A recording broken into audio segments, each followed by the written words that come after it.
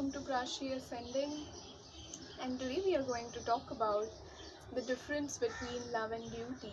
So, as in how we are taking this practical footsteps on going ahead on the journey of unconditional love. A lot of times, things come up that are not exactly unconditional love, and it is also very important that we see things for what they are.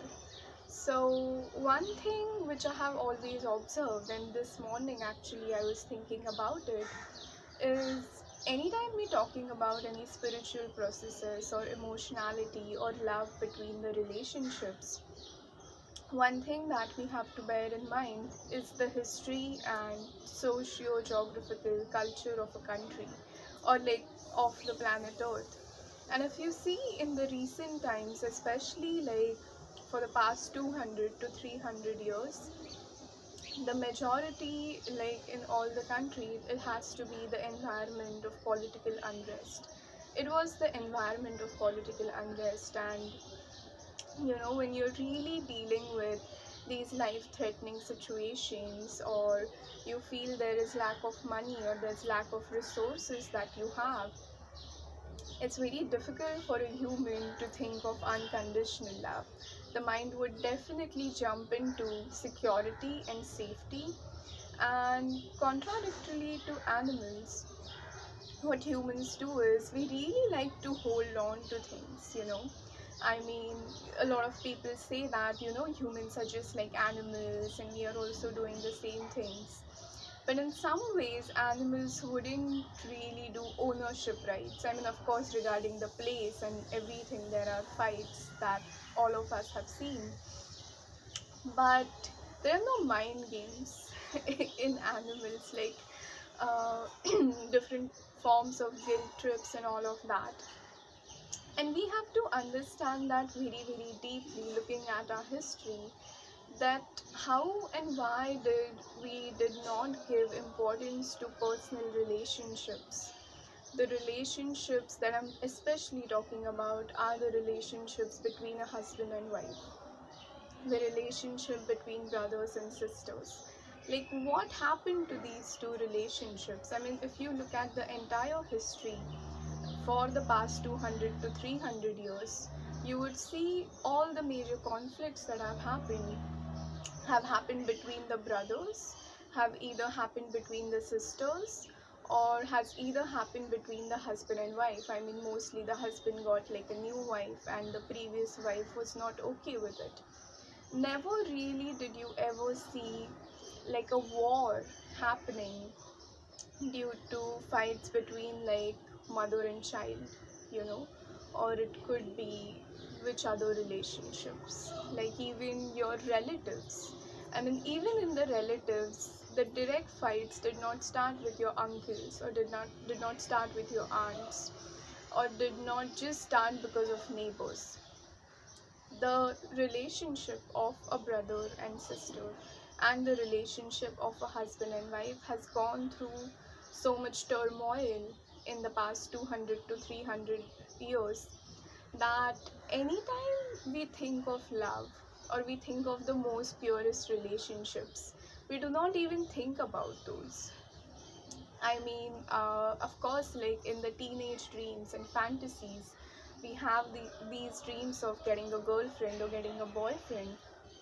But the brother-sister relationship, brother-brother relationship, sister-sister relationship, it never really played like a major part. It never was even looked at through the lens of love.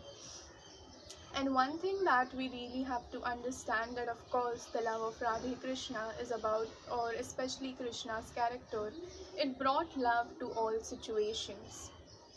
So it's just not about, love of a particular relationship, but historically we have to see that why did it happen. So I've done certain analysis and I'm going to be sharing it with you. So these relationships between a brother and sister or husband and wife, they really become quality relationships when there is a lot of honesty between the two of them. because the relationship between your siblings and the relationship of a husband and wife, the grounds of it are equality. No one is higher, no one is lower in that way. Everyone has, like, both the people have equal rights of speech and everything. Compared to all the other relationships, if you see the relationship of an uncle, the relationship of an aunt, of your grandparent, of your parent, of your own kids, there's a dynamic to it.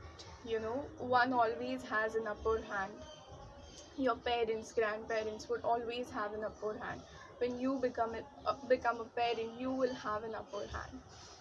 So I don't know. I mean, I'll really like to know your views on it.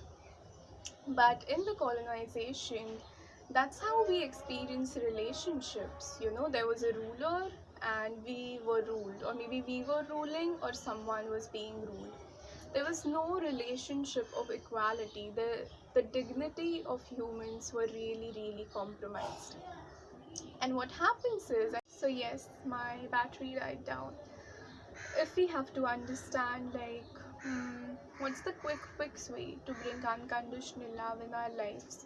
So see if you really have these relationships in your life, of a lover, of a brother and sister, and you would see that you're opening up more, you're feeling really nice. I mean, it's like we don't have to be partial really, but because we live in the duality, we'll have to name at least something. So the love of a brother, the love of a sister, the love of a lover really, really fulfills us on a very deep level. So if you already have these relationships, try to work on them a little harder. Try to bring more and more fulfillment into them, and you'll see a big change in your life. And if you're not really a lover type person, a sibling type person, that's all right. But if you have these relationships, bring the magic of unconditional love. Call upon the energy of Radhe Krishna. Ask for their grace, ask for them to bring unconditional love into these dynamics, and your life will be transformed. I'm very sure. I have done it, and in my earlier years, I really used to crave, because all of us crave unconditional love, and now that I understand these things deeply, there's a lot of fun and fulfillment and joy in my life. So I wish you all the best. Stay safe.